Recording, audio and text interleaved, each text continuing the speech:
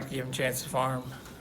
Today we had the vet coming, so we're starting to set our pen up.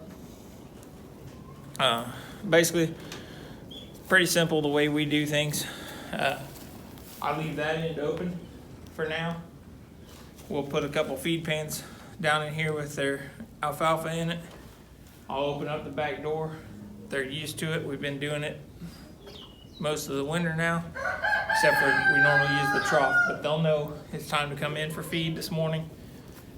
Once they all get in here, I'll go in behind them and we'll put that last panel across over there. The way this system will work is I will come over here, pop this gate. Brittany will use this gate over there, swung over here, so they can't get out. I'll run it around this. We'll use this gate to shut the rest of them off.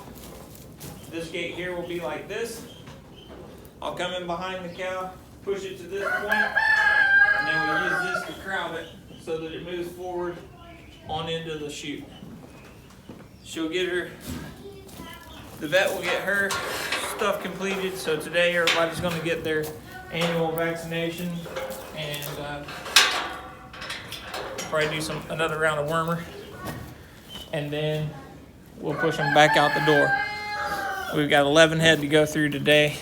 The girls are actually on spring break, so they're excited they get to help. The last time that she was here, we actually had, I think, 12 at that time, and the girls were here to help us. And we were able to get everything done that day in about an hour and a half with the girls helping us run through. Actually, I think it was even less time than that, from the time she pulled in the driveway till she was cleaned up and pulling out the driveway, if I remember right last time. It was an hour. An hour. A little less than an hour, maybe. We don't have a fancy crowding chute, but we do have a lot of crowd panels, and 8 out of the, actually 9 of the 11 we're doing today, our halter broke. So I'll be working 8 of them probably with the halter, but just due to, I don't really want to do much videoing while the vet's here, because all 4 of us are going to be busy and we're going to be trying to get it done, because I pay her for her time to be here, so I don't want to interrupt that by trying to video it. So we'll give you guys an update at the end of it. So we're going to get moving. We've got about 15 minutes till she gets here, so we're going to get them in here, get them fed, and get them pinned up. So. Alright, we're just barely an hour after the vet got here, and she's already backed out of the driveway. So all 11 went through, got their annual vaccinations, got their wormer done. She castrated Navajo, so he was our fall bull calf that the girls were halter breaking and getting ready for 4-H this year. Rosie, which was the fall heifer calf, got her bangs vaccination today, so everybody checked out fine. Not much of an issue, other than the very first cow through the chute initiated me and peed on my knee and pooped on me, so that was awesome. Yeah, we'll just go with that term. I've lucked out so far, and this is, out of all the time we've owned cattle, that's the first time I've actually got peed on. Normally I've been pretty close and got the splatter, but not a direct shot right at the knee.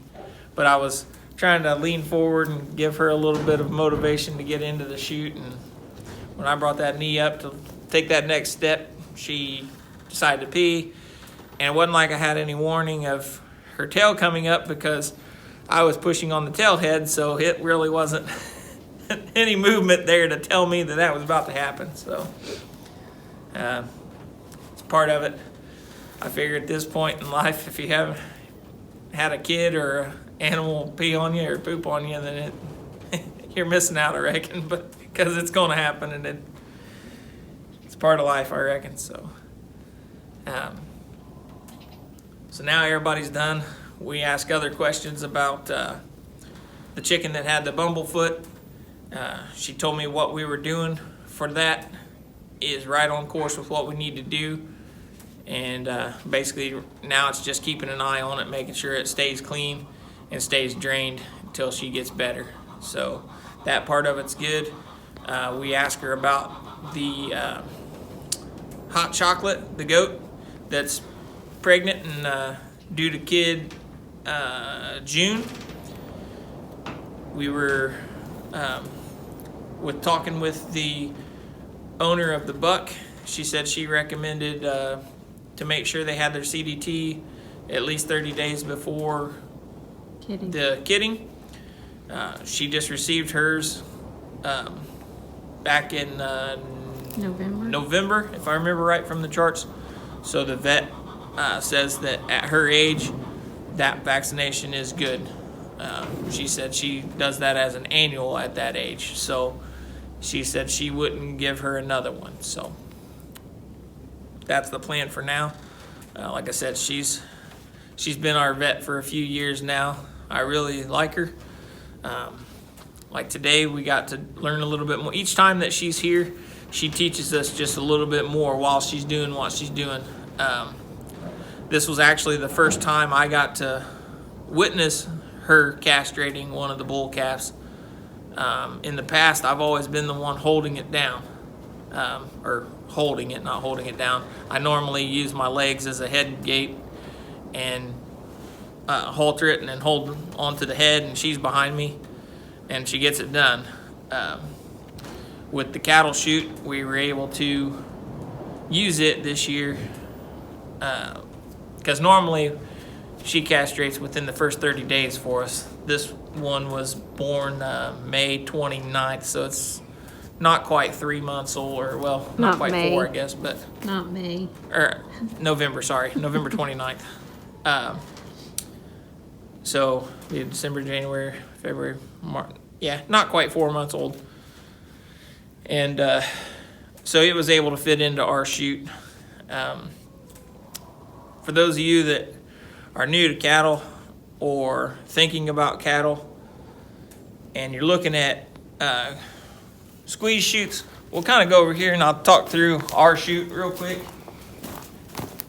It does work for us, but I'll kind of give you some of the downfalls to it.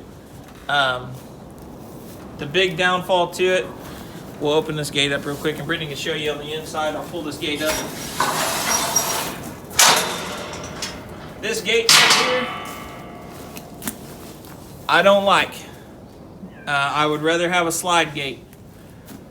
I have a concussion to prove that I'd rather have a slide gate. Even though this pin seemed like it was latched, and it was over here, and there was tension off the spring even, so it showed that it was there. I go to get in behind one of them to tell her to get ready to tail bleed her for a bioprin pregnancy test.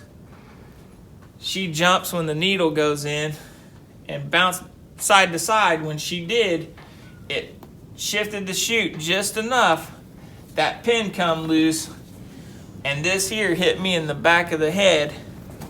And it just so happened that she had pooped out here right before she went in. So when it hit me in the back of the head and I fell out back here right in the pile, and then kind of quit seeing stars for a second and then was able to finish the job.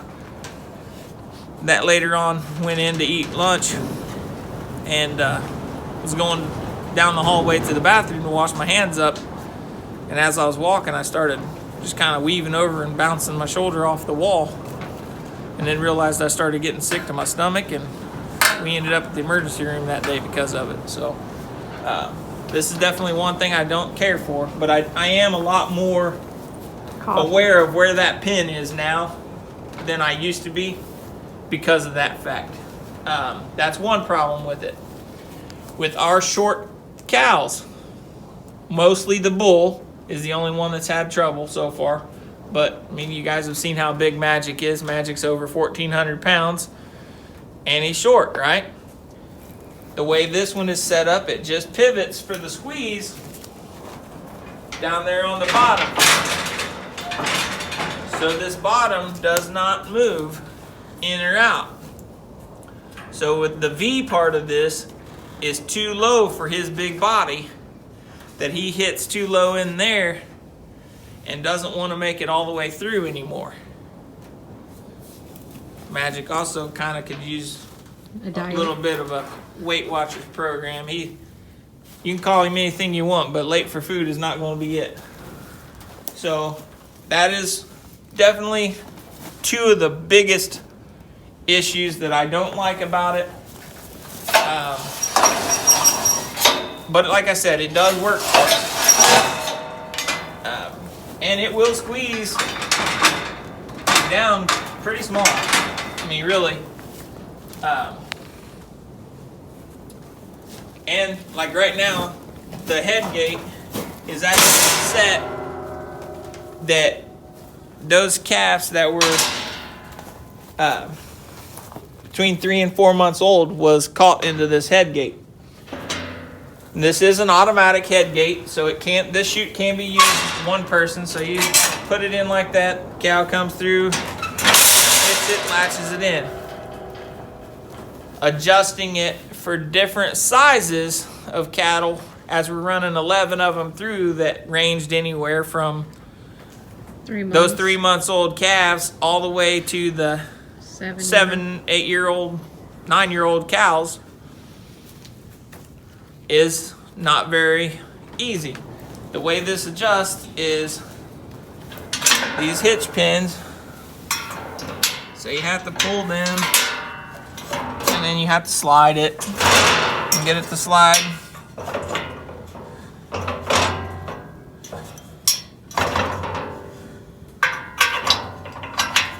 And then repin it.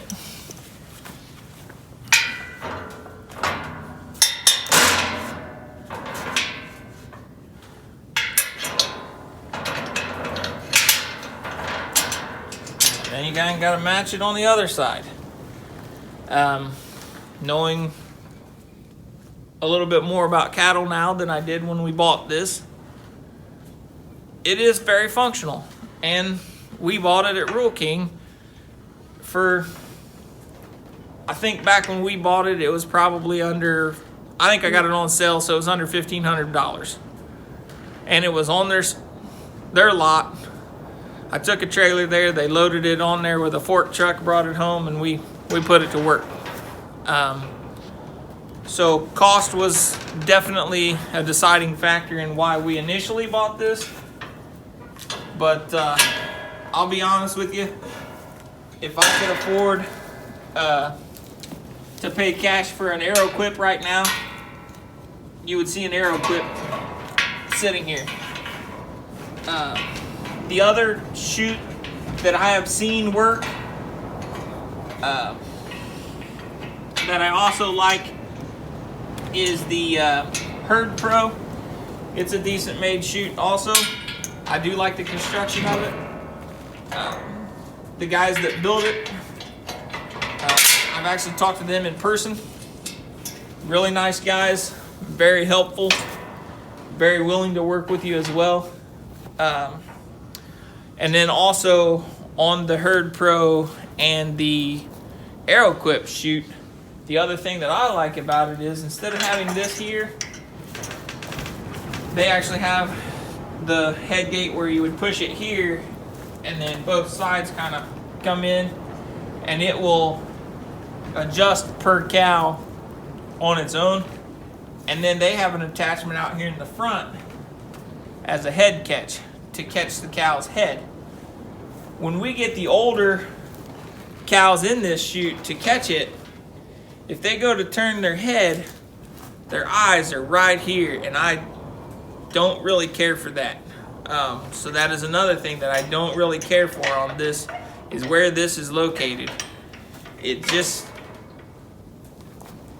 we have not had an issue with it where it's caused problems, but I see the potential for it to do that.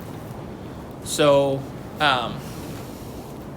we are definitely interested in upgrading to an AeroQuip or a Herd Pro in the future, but it has to be feasible. They have really good financing on them right now, even with good payment plans, but that's not the route that I want to go. We're still trying to get things going around here as far as getting our name established and getting the herd built up enough that we have animals for sale, so that it can start offsetting the cost of the hay, the cost of The feed. vet bills even. I mean, the whole gamut of stuff that comes along with raising an animal. So like I said, this is functional, but you understand its limitations also, and you learn to work around them. For a good entry-level chute, this is not a bad chute by any means. I mean, it's the Cattle Master chute. I mean, it's not a bad chute, and it's, you know, for its time, they've made some improvements on the newer Tartars now also, but it works. The other thing that we added to this chute, if you can see, is it has load cells on the corners, and that's why I've got the big heavy-duty pavers sitting underneath the load cells. And then we have our Digital readout over here on the wall. And then I took some old shipping crate bottoms and made a couple little tables right here. That way when the vet comes in, actually some of her stuff is still sitting here. Things can be set up here. She's got her workspace. She would put all the tagging stuff right here. She put in some RFID tags for us. So she grabbed, turns, does her thing.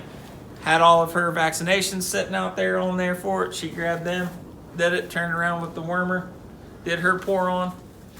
A lot of people will ask us why we pay the vet to do the pour on wormer. Well, the biggest thing for that is she uses a different type of pour on wormer than I do. So that gets us a rotation of different wormers. She'll give the wormer, usually in the spring now, when she does the group of cows. And then later on, I will give my wormer, if needed, usually more towards the fall time.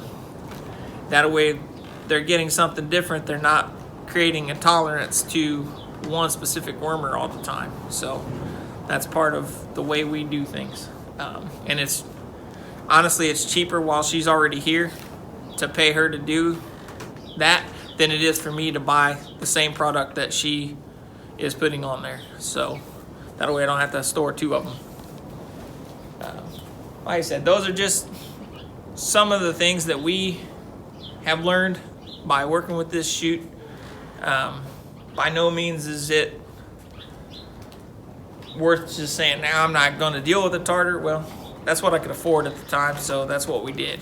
And like I said, we've used it for over 7 years now. And like I said, I've been pretty happy with it up until today. Is the first time that Magic's not been able to make it all the way through the chute. But he does have a little bit of a gut on him right now. He's getting older. I mean, It's like the rest of us. This time of the year, you pack on the pounds. He's got his winter body in check. So, but he'll thin out of here in a little bit. It'll be breeding season again. He'll come down a little bit on that gut. But we hope you guys enjoy the videos. Don't forget to like, subscribe, share on social media with all your family and friends.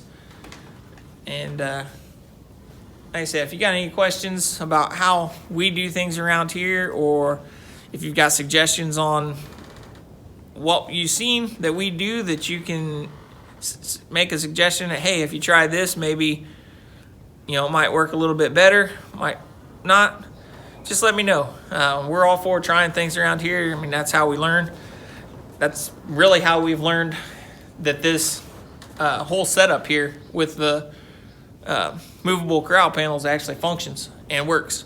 And each time that we set it up, we do tweak it just a little bit, because we'll be like, well, last time we had an issue getting the cow to drive that way, so we'll tweak it just a little bit.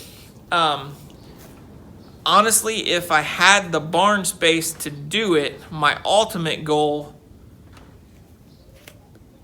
before I could afford a actual sweep or tub system, if I had to go off of just cattle panels, I would actually use a bud box. So all of these panels would be further down the line, because the cows know they came in this door, so they want to come back out this door. So we would use that to our advantage. In a bud box, you'd put the pin all the way at the other end, and the opening to go into the alleyway back at this end, where they're trying to crowd at this end of the bud box pin, and then you just push them in there. Versus here, I have to go in and kind of drive them further into the barn while they're distracted wanting out the door. It does work because all of ours are handled on a regular basis and they're used to it.